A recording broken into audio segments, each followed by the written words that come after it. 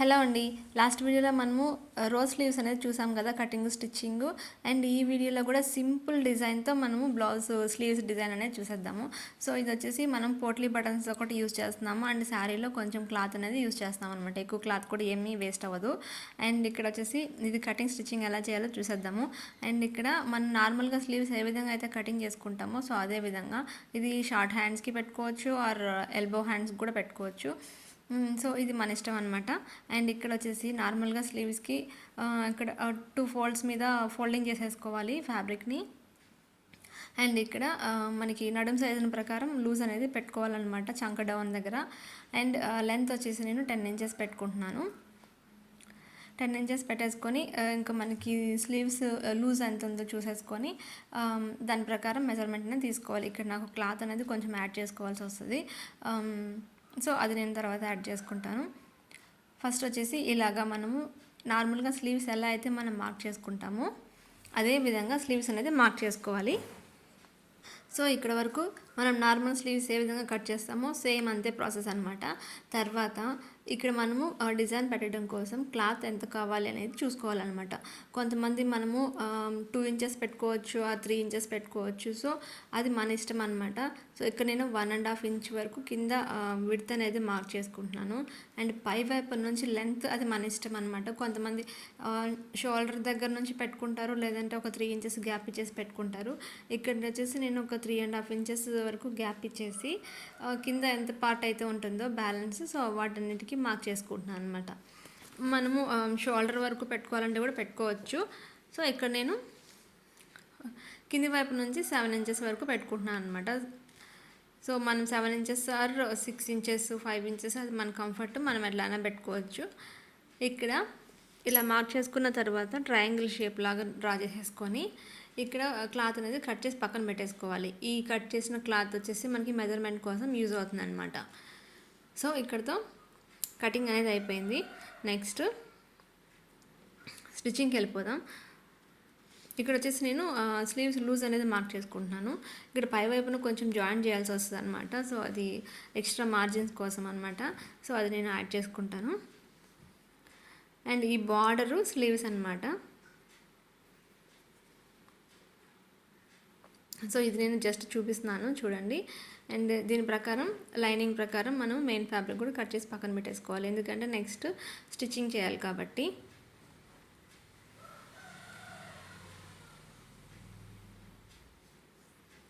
So ఈ విధంగా మనకు ఓన్లీ బార్డర్ వరకే వచ్చిందనమాట. సో ఇది కొత్త డిజైన్ కాబట్టి నేను ఈ డిజైన్ ట్రై చేస్తున్నాను, ఎందుకంటే నాకు శారీలో క్లాత్ అనేది ఎక్కువ లేదనమాట. సో వాళ్ళు నాకు జస్ట్ ఒక 3 ఇంచెస్ 4 ఇంచెస్ వరకే విడ్త్ అనేది ఇచ్చారనమాట. దాంట్లో మిగతా బార్డరే ఉంటుంది. సో కాబట్టి నాకు ఇంతే క్లాత్ అనమాట నాకు వచ్చింది. సో దీనికి డబల్ అంతే. సో దాని ప్రకారం నేను దీనికి యూజ్ చేసుకున్నాను. ఇంకా పైపింగ్ శారీలో వేయడానికి కూడా క్లాత్ లేదనమాట. సో కాబట్టి పైపింగ్ కూడా వేయలేదు దీనికి. సో ఈ విధంగా కింద నేను లైనింగ్ పెట్టుకొని ఫోల్డ్ చేసుకున్నాను అనమాట. లైనింగ్ లేకుండా వేస్తుంటే క్లాత్ అనేది పిగిలిపోతుంది. సో కాబట్టి లైనింగ్ అనేది యాడ్ చేశాను. లైనింగ్ వేసుకుంటే మనకు కొంచెం స్టిఫ్గా ఉంటుంది అనమాట. అండ్ అలాగే మనము పోట్లీ బటన్స్ కూడా యాడ్ చేస్తున్నాం కదా, సో దాని మీద మనం ఒక డబుల్ స్టిచ్ అనేది వేయాల్సి ఉంటుంది. సో కాబట్టి లైనింగ్ అనేది కంపల్సరీ వేసుకోండి.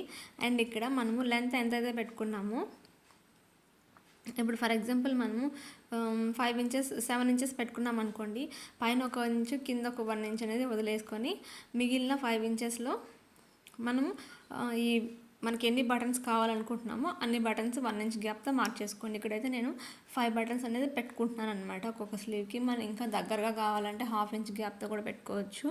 బట్ ఇక్కడ నేను ఓన్లీ 5 ఆర్ 6 ఆర్ పెట్టుకుంటున్నాను అనమాట. అదే సరిపోతుంది దాని వరకు. సో ఈ విధంగా ఇక్కడ నేను బటన్స్ అనేది యాడ్ చేసేసుకున్నాను. తర్వాత ఇక్కడ క్లాత్ ఎక్స్ట్రా ఉంటుంది కదా, సో ఆ క్లాత్ అంతా మనం కట్ చేసేసుకోవాలి.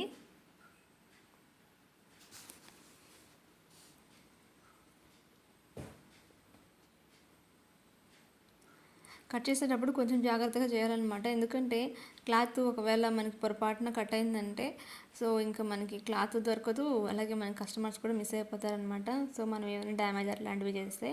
అండ్ ఇక్కడ ఇంకొక ఫ్యాబ్రిక్ అనేది పెట్టుకున్నాను కదా, సో దాన్ని దీని మీద పెట్టి అటాచ్ చేసేసి తిరిగేసేసేయాలన్నమాట, సారీ ఓపెన్ చేయాలన్నమాట. దీని మీద మనము డబుల్ స్టిచ్ కంపల్సరీ వేసుకోవాలి, ఎందుకంటే ఇక్కడ ఒక స్టిచ్చే వేస్తున్నాం కాబట్టి. సో ఓపెన్ చేస్తే మనకి ఇలా ఉంటుంది అనమాట. అండ్ ఇక్కడ నేను డబుల్ స్టిచ్ అనేది కంపల్సరీ వేస్తున్నాను.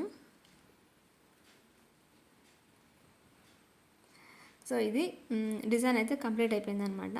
నెక్స్ట్ దీన్ని ఏం చేయాలి అంటే, ఇక్కడ పై వైపున కూడా మిడిల్లో మనం ఒక స్టిచ్ వేసుకోవచ్చు, ఆరు వదిలేసేయచ్చు. సో మనకి బయట అయితే స్టిఫ్గానే ఉంటుంది, బట్ ఇక్కడ నేనైతే ఒక స్టిచ్ కూడా వేశాను. తర్వాత ఏం చేయాలి అంటే, మనం మెయిన్ ఫ్యాబ్రిక్ ఉంటుంది కదా బ్లౌజ్ పీస్ స్లీవ్స్, సో దాన్ని పైవైపుకి పెట్టేసుకొని దాని మీద లైనింగ్ పెట్టుకోవాలన్నమాట. సో అప్పుడు లైనింగ్ని మనం రివర్స్ చేయాలి. సో లైనింగ్ అనేది రివర్స్ వెళ్ళిపోతుంది. మిడిల్లో క్లాత్ అనేది కట్ చేసేసుకొని సైడ్స్ అవన్నీ కూడా కట్ చేసుకోవాలన్నమాట.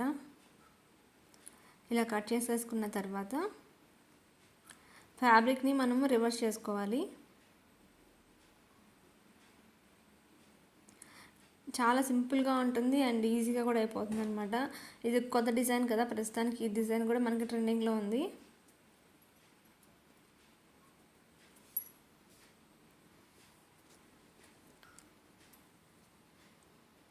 ఇక్కడ పై వైపున కొంచెం కట్స్ అనేది లోపల వైపుకి పెట్టాలన్నమాట, అప్పుడే మనకి డిజైన్ అనేది నీట్గా తెలుస్తుంది అనమాట.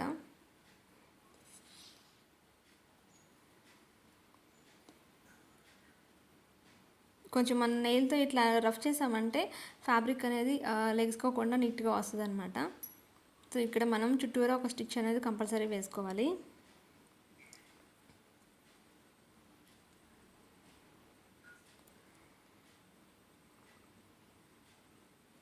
ఈ విధంగా నెమ్మదిగా ఒక స్టిచ్ అనేది వేసుకుంటూ వచ్చేసేయాలి పై వైపు నుంచి.